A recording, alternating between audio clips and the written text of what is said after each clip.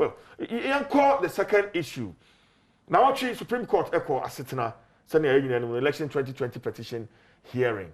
Na your videos hon ma ye say be near court so court ho say I ready anke kohwe no de ebae. Eti ma anya ready no ma mention sem free Baba Jamal. So Baba, the week in retrospect, how has it been for you, the petitioners, Baba? Yo, me name is Nedikan. And then I'm called the week in retrospect. The who being here said, ye bema ye tifo at the purpose and butaya in tea, dear some a court. So what must say? Because oh no. I said no, I acquire say be a John Muhammad in an assem.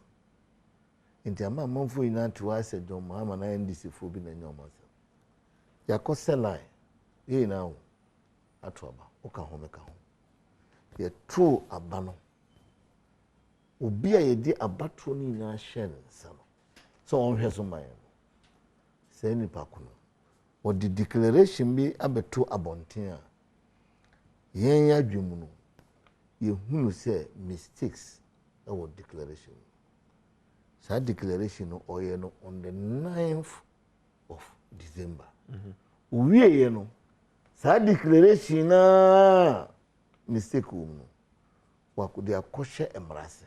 Ama sisi emra CI 135. Many one ekotuaba. CI 135 no say trese we na president. So see 135 no say CI 135 no say mistake abem. And now it's sense mrenti. Ye na ye ntumi momu court. What must say mrenti because CI 99 says you know ni ogina ho no anga no necessary no ode asem no court. Nti mrenti ana ama John Mahama e de no ho abo afore because John Mahama nesa anka John Mahama so betima ka so go menzo enfa me ho ni yedi but ni papa 6 million plus and Ghana for 30 million plus one pen no kuro ne hu no one na bedi o menima ko because John Mahama nko a obi entimi ne den enko enti se John Mahama die ni ma John Mahama die ni se ode no ho abo afore bi a o die ni ma ko den akopɛ no kure amagana vuina minia ma min chiro e die ni ye de call Supreme Court hu ma hia se obi abeti ni ye de call Supreme Court na se hwe reliefs no na ya na man 40 bebi no mo kaza hwe reliefs ye de call yo me pacho reliefs ni a declaration that Message Jean Mensa chairperson of first respondent and the returning officer for the presidential election held on 7 December 2020 was in breach of Article 63.3. Say, ma me no asem no de betu dwa no. Otia ye constitution mrana e 63.3 no etia. Constitution mrana 63.3 no se tresen e tresen ansa no obi be declare obi president no. I say we na 50% plus plus one and our 50% point no. Yes see declaration on no aye no. Ma mention declaration no so aye no. Temi pa.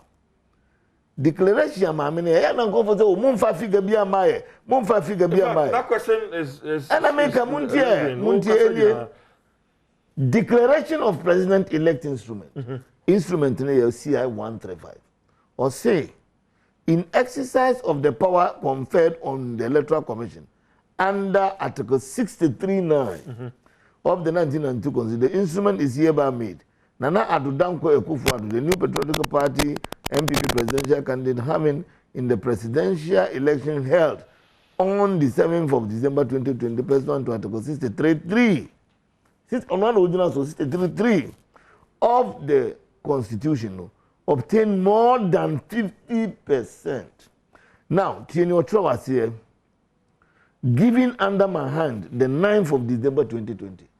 In the 9th of December, no, o declare election. O declare election, no also can say. Figures on one the two Janons, Mr. O. Munti assembly, you know, Biancati and figures Biama. Figure on one the by say, election, I'm here, no, and what does it do? anyway. Or say Ekufuado, Nana Ekufuado na 6 million quote figures no man for no one tells you because until some man for better than somewhere as no hard no obi baby no or bibia kekazana I problem on the 10th of December or see then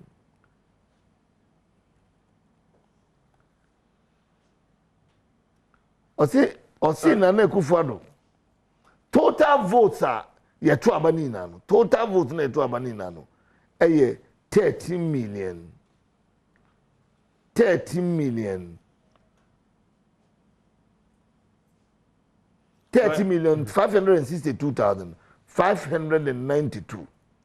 Nana Ekufuado according to her also own 6,713,413 and on 73413 Satam no so declare no let it myself to count and on one as part of the declaration is there she did the Chiman South in ka abano I say oh they acquire no me because near see this week no say one two we as here oti no ase nyi because no ekosim finfin intimation no obi attest because you telephone it here yeah emre no and don't worry I made a memory no kran so mo ti we kra se mania no mo hu say the figures ba ya no mo ka say figures bi enim no kokohwe ye petition no enya state we witness statement because ye the petition e ko mo petition no na figures wo figures ni na me bobo kire no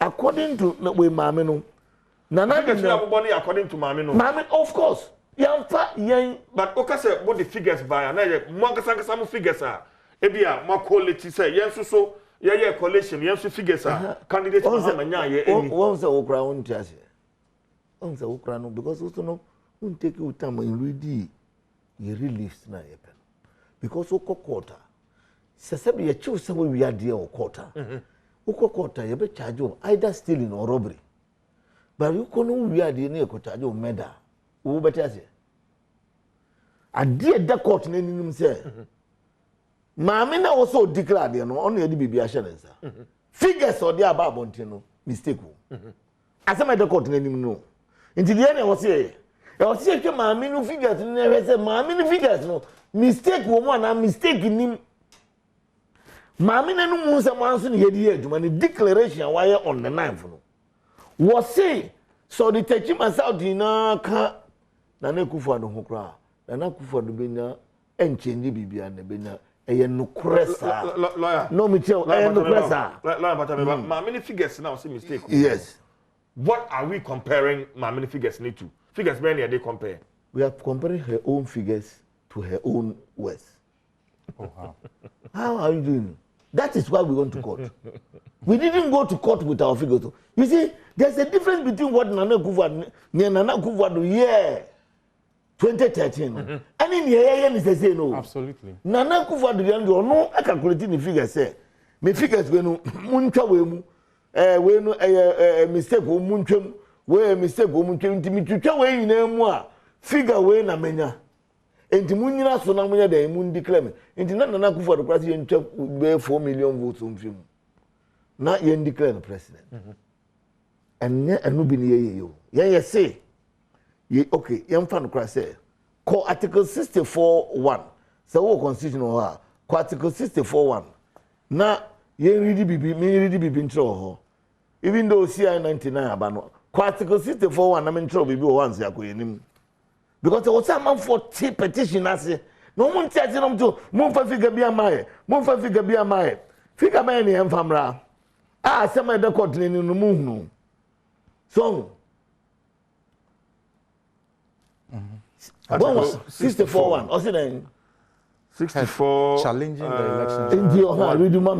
Okay, I say the validity of the election of the president may be challenged only by a citizen of Ghana who may present a petition for the purpose. May be challenged by who? By a citizen of Ghana. And on this CI 99 eba say, omo change him and say, only the person who contested. But even that year in 1999, no, Baba wants them because the no at a level is unconstitutional because it goes against our constitution. But we'll deal with that later. But if they say I will be challenging a Yamra, and no better say only your contest here. But yes, uncle, constitution they just say, Obi anti who say, Obi you sorry, no I can say election mami declare me who mistakes and to me person mistakes in your head. Okoko te baby say o kofa figures bra. Mami no declaration na why no. Yenye calculation mami na de buy no. Yeah. Mami we kufa no nya 4 only 30 months out no kan one. According to year 135 now. Ekufa no nya 4.9625. You know, before you identify mistakes, you should have your figures. But the woman herself come to admit to say why mistake. Okay, 80 figures the Sana Mamene announced here. Which one are we comparing this one? You see, Baba Ghana, Mrano, a man who can see one declaration. Into the declaration or year on the 9th, and what's in the economy. Figure be or debate to be uncommon. Ye the 9th, dear now, no declare, and no immediate more. And no one said. Si ye take months out to film Ukraina infected you know. Into question I mean who be maybe sound say. Ye the 30 months out to come one. Ekufa do be nine. Okay. And never my member no see. And 30 months out ye the account. And then Ekufa do 49.625. We win election. Her own figures. And let me figure. Me that's it. Ernest bra ho. What you like I say you're moving straight into why they want to reopen their case. It was necessary. We'll come to that. Okay, and it's my interview. CJ, yan share CFP baby are you about Jaman Shasian. First of all, you are about Jaman so person be atiasia. Na si person be atiasia so Ghana mine na yen na ye to about Kuma. They see ye hu ye aftermath ye hu ye. Abatuwa yet to we no. Almost all media houses invariably came around the same amount of figures and percentages.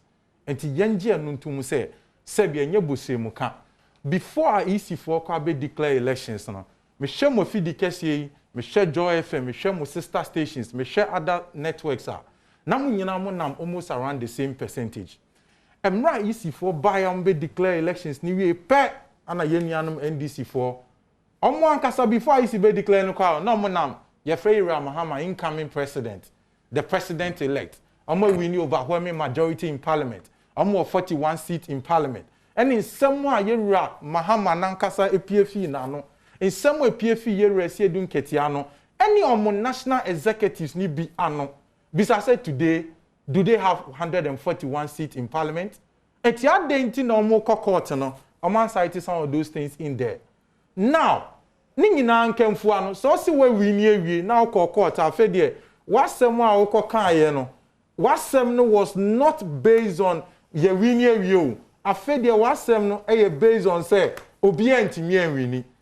One someone oko kayeno so it is instructive say about point out say won supporters near unkofu ediwechi etiom hugu mountain so she ties. Etubesha Emra mo witness back PW1 ekojina adakan ye bisa ne se enti wo ususu se enye peace council ne nkofo adansi afutuo mutu mu se munya idede ni nsem amoka na se mususu se mo wini amon kokot no enye no nti na ma mo ba court ana so what you say eti sa uba na wo begina montin kase we wini awie na fe kokota now tie nsem ayo abajamaka so o amu court say amu de maame na enu nsem sanko challenge ono na enu nsem so na fe now what happened to win no win here no say so win bi mu ana good you see anunti na right from beginning me ade o nyina madwin we hu say nie nti ayaba bedu bebi ayaba bedu ni nya court na de aso ane so the first preliminary objection our respondent ni raise here no na was send court and answer to sir objection no as to whether there is a reasonable course of action for the petitioners. Okay. So come make it a determination now and then kwani ni nyina ejayo because case right from day one you could tell say almost someone more can nyina ensisi so because we start ya pe obia born in club ya obia de witness statement na de two dwa pe and almost started say almost seeking for interrogatories. Now interrogatories no, and the court ni make a determination say, "Sir, dear now person yen, omunyan to boise because almost to say and answer shall responding argument to make here. I was interrogatories no, it is not used for fishing expeditions. Not just on team be jina no some farm me hwehwe nientia over a court on farm be kan wasem. Nene no hwe ndisi for nsem o mo kan court nya. It appears Africa na still no mo pensem e dia kan mo asem e court. Because some mo nyina so bia anka right from the beginning the tactics ni nsem o mo use nyina no and come by those long approaches. But ene na cover ne say sansem na omguso omuka. Hwe witnesses are mo frɛ omo court. And yes, a witness na mo frɛ omo in isolation. Before my dance for ni begina adaka mo mbedi adanse na court na chichi nsemfo anum. Yera baba jama na tina we ndi wa dance se meboa. Se sansemfo anum no eno no mbegina so e de bu asem no. Enti so frɛ o witness a ana dansefo a. Sa dansini ni na asem anka obeka no. E wo so ka na kosi so se sansemfo anum na court na chichi se odi bebu asem no. O ka de fu aso ama wasem ayede. Na edu honom a na court ni bu asem na akofeva enti sa.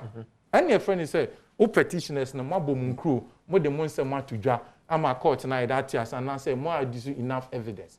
But many who can say you know my friend mo witnesses aka mo nsem nyina wi afede wi ababedu ne say nipa also me yi asem na mind you nipa obeyi asem na so wo ma mo yi and say respondent na no yi no omo ka je o say omo de omo hwe nsem a maka any adanse a mo de atudwa omo de omo face enwu nyampo say ombe open up on case kwa defend you because what some we can to them no ebua won for okay now oda me de manu see no you about jama asem we can say oh based on article 64 ni nsem we can yana na me cho court na nkasa aka ama ye nyina yate ase say asem a eda nanim no this is what is required of the court enti no na court ni bua sa asem no na ene na obi begina dance adake mu a I say we are not seeking to declare another presidential result.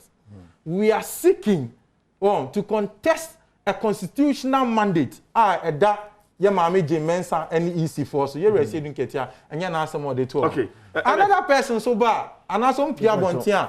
It is only on public radios, ni TVs now who say yen yanu DC for to send area of Adom better say the figures go. Then they begin to throw in figures. More court no. One to say Justice Baku Bisa, you receiving Ketia say, one castle figures are or the bar court say, or they challenge at the anyway, or so another there one famba. It is good and miniminia and answer Mibra Penny, Baba Jama, Ejitumu say, election petition a year Kufado the court 2012 no, and yet the same as 2013, and yet maybe 1 minute, and yet the same as the other court name. But there are certain aspects be on normal. The way I almost see corner no, I was so to me corner start to making progress. Lawyer Tsatsu are filing fresh application to reopen their case and to subpoena Madam Jean Mensa. Now, my son Bisano will go for both sides. Okay.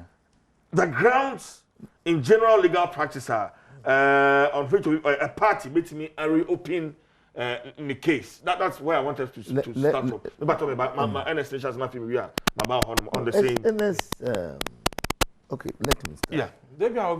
No. NS shall say free and you see, baby ababe do sisia, yambe do okwa. Because sana na make manuguso American. Petitioners ball munkro kan mun sem ni ade nyina wie no. Ana respondent so, ne ye ni aka de ni hweka. Na matena mo fidie so aka say, I ti say oni obi wa asem. Na asem na kwa ahemfie ekodu wa apɛ nipa ne kan na asem ni ade nyina awie wabu ne ho fo ɔse o yɛse NS ni CJ nya asem CJ bo nkrocha ahemfo a wo se ɛna no na mekɔfa NS fie ɔnom na mete sɛ ɔka asem bia nyem de na mbora ne fie ɔna mbɔ na asum ana ɔno so de se kan twa me o ka ho asem ni nyina awie na me de am sen ka mekɔfa me ria bedi adanse ba o ka ho asem nyina awie na me se sɛ CJ bu ne ho kɔmfɔ ɛwɔ ahemfo anim a adenti na wɔ sɛ mekɔfa me ria bedi adanse. What say there be changing our family and be the dance here. You see? No, now, is it that simple? No, it's not that simple. But you see, in order for the ordinary person to have a vivid understanding and a pictorial, that's the best explanation. What you say? Now, Ningina Antonshan, almost say, Omon Fred, omo bie omo case no emma ye maame Jean Mensa embedi adanse ye nua anase council penny audi petitioners nanim ebo ni nkro e kan nsem ne nti office o se maame ni bedi adanse ni nyina chi na court ne dey ruling aba court ni ruling ne say sa nsem a petitioners na ka say maame no wa elect say obedi adanse deda enti e wo search na odi adanse no court ne say at the case management stage no you say obi amfa ne witness statement embra na say court na ma order say obi amfa ne witness statement embra no so the witness statement ne ba no nche say court ni betimi ahye say chinchina achi a bedi adanse e wo court ni toko nani ebu asem no e ma cases wa bo cases be 3 ama onyame che na nsa wa ma Baron versus Labini ade wa bo cases a distinguish anase wa cheche mu ache nienti a court no entimi hye maame ni say ondi adanse eno na yenuanom anase petitioners ne say there be amonti ase se court no amasa ruling ne dia ene ombepe kwan foforo so etimi atwe maame na yeden abegina adake atoto na no enti sesi ano ana mo de new application atomu say den 1 court ni mo makonya no mo bi o mo case ni so biem 2 na mo ntimi supina your friend is saying maame no no e de ombegina adakem na omontoto na no entimi mbisa ne nsem ni nyina no begina nsem a omode beto ana court nanim okay because court no was a discretion no so beji atumu say obebie because there's always going to be a threshold and as nsem a obeka to convince the court and say court ni ngina so no the open up case ni biem na e de timi twe maame ne de ebegina adakem na toto na no enti at the end of the day, the court national date, I think 15th, and our buying yes, Monday. Senate be our court in a bit yasem no. It's a bit jina munko boni omun semo mobeka and a court in a bit determine say, yeah, the mamma any baby jina adakem atoto nano, ebis amomo bisano and sem to sesana on peso mubisana nana. But in some means, who I was here beside I say, and then some kuana yenianum petitioner see a beti me bisa. Maameno ama etimi aboa in the determination of the matter no deba sempa titu anom bebisa but don't you think say maamena kasa her appearance to testify no enso so betimi aboa assembly no I will kwan be so you are oba jama netia ye nyina anim say he who alleges must prove okay enti wo a wo di asem ne court no ana wo so prove court ruling ya da we anim a wo kan so no Supreme Court Justice Nick Kache said your case must be won on your own strength, not on the strength of the weakness of the opponent. Et the court require my elite. Now, the ruling last on Osachi Adrian so say, dear done a name no, electoral petitioner done a name. Court need 2 million cry, ya dear man or Remuno is limited. Et your known to me, so and show Bikete say, Chinchina, Ombe Jina, Adansi Adakani, India Adansi. What you say? Etiana mi bisa say in some way nuanom kwako bisa ye maame Jean Mensa and a kwan person e be fa so be boa omo case in an extreme way. A kwan person and be boa. Already no medical from witnesses close your case. A then pan some no witnesses by evidence be no ma do see ya to me boa omo cause in terms of the 5 determinants na court no e dey atuja no.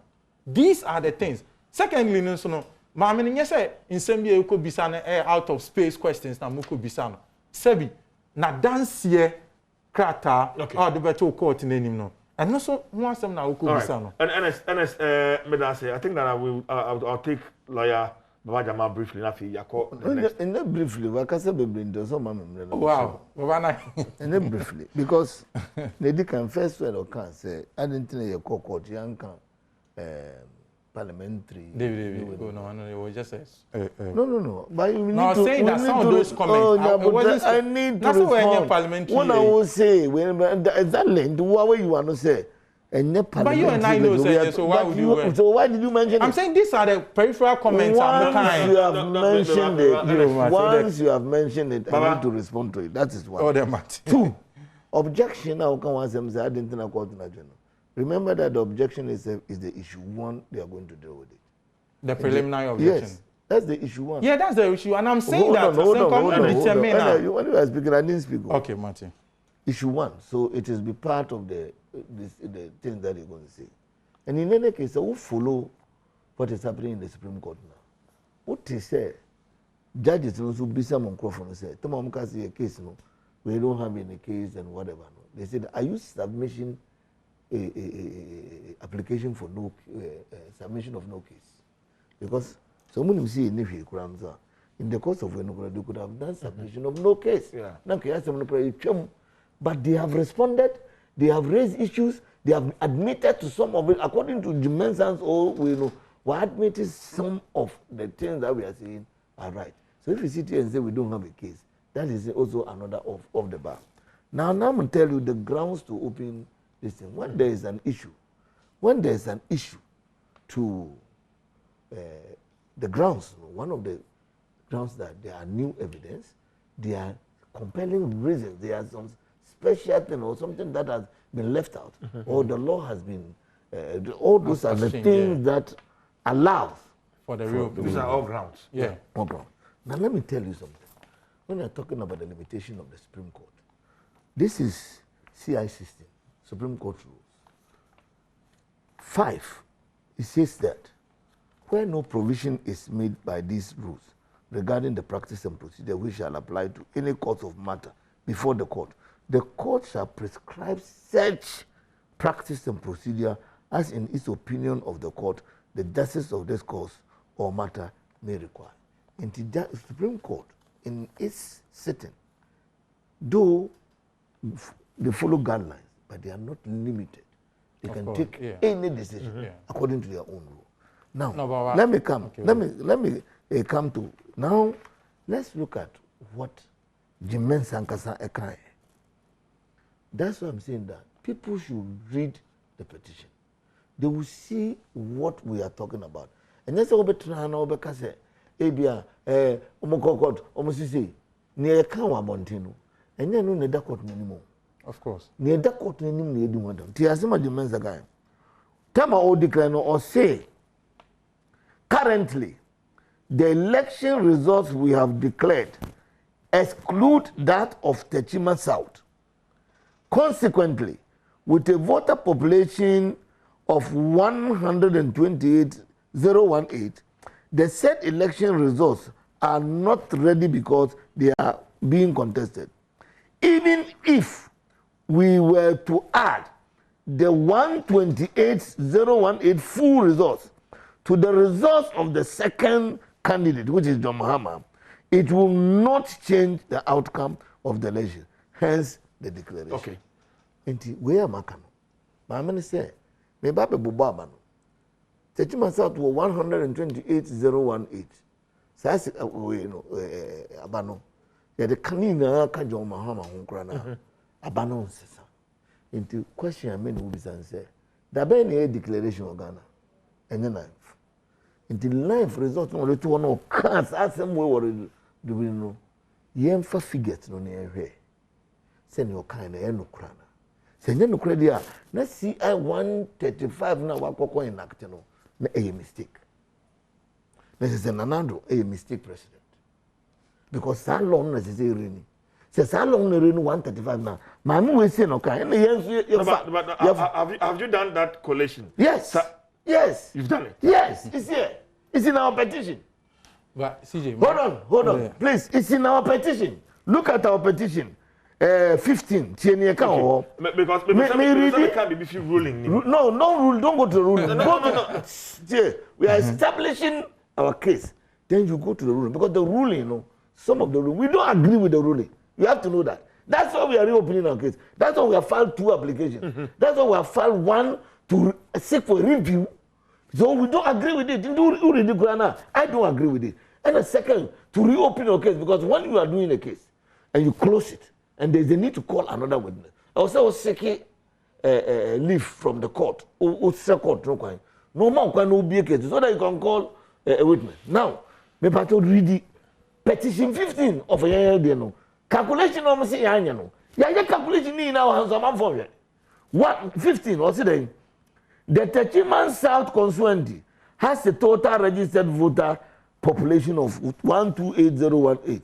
And if you added to the total valid votes announced by Mrs. Jean Mensa as cast. About then 30,434,575. The resultant figure will now be 13,562,592. Now, consequently, if all the votes of the Chiman South constituency were added to the petitioner's votes, that's right. Second respondents' votes would remain the same at 6,730,413. Now yielding 49.625. Where are you reading from? 49.625%. 49.625. While the vote of the petitioner would increase to 6,342,907. Now yielding 46.7. We know 49.625. What we need? Election Ghana. Yeah, the calculation no matter your petition. Nobody is talking about that. Obia say, oh, Mongo Madame Siambra. Enye dance asem the court no anymore. You see court no. Mama na nkasa ni dance na me ba no. Evidence say we ready. Mama na dance no kan. Ye petition no mama no figures. Na feel cat say. We are saying say oh hold on. Please. Don't do say we mo na mo kan. Please listen. We are talking about facts and legal matters here. Those figures are not our figures. And we have provided we have provided the evidence of that. In we have provided evidence on all the calculations and the announcements he made. We have provided. But still remains your statement. And in America, there, these are figures from the electoral committee, and that is the government. And no, fapim. Maami say, so the techima South in a kind of mama ain't change. A very many the same. And you have funny figures. You calculation to Mahama. Ya calculation Nana Kufane. Any all other candidates in some calculation near the boom. Ni na okabumu yinya figure way. Figure ni yinya no. Ena yes sister. Yanko percent meba yanko percentage num. Yanko percentage num no. Nana Kufane nya 49.625. Enti say yanko issues no. Won't na me see prepare issues no.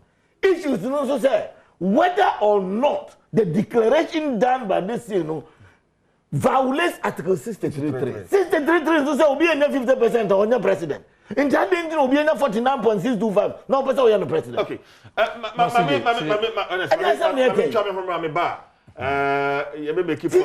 a third issue on our table that we need to deal with. But when I started, I responded. When I started, you started and I responded. Now, my try my buy better so.